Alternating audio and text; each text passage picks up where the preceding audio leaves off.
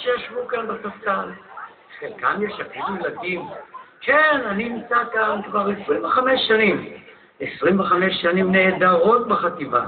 25 שנים לעוד באהבה. נכון, האהבה משתנה מעצור לעצור. צריך לזכור שבאהבה אין חוקים ברורים. בואו נראה איך פעם היו מחזרים. מה את מחזיקה בין אצבעותייך? מכתב עם בול. למי המכתב? לאיש אותו אוהב. אבל הבטחת לי ואמרת, ושוב הבטחת, שרק לי את שומרת אמונים. את זוכרת? במדורה, מול כל החבריה.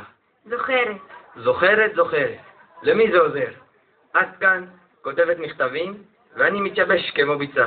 למי את מסמסת? סתם, למישהו שאני אוהבת. נו, אל תשחקי אותה עכשיו. אני לא משחקת. תראי. לא, זה אישי.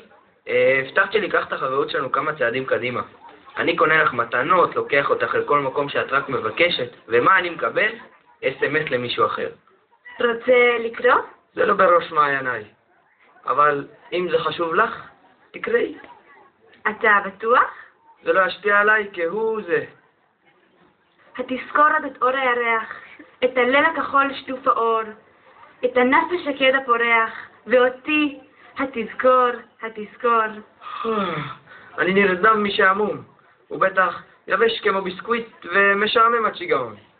הוא דווקא מתוק, כמו הדבש, וחכם, כמו בן גוריון. רוצה לקרוא? נראה לך? כן. את יודעת מה? אולי אם תקראי את זה בקול רם, תביני כמה שטויות את כותבת. אהבה. פתאום היא מתפרצת כמו להבה.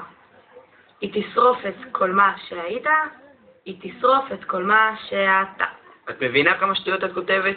מאוהבת. אל תתעצבן. אני לא עצבני. כתבתי את זה לך. לי?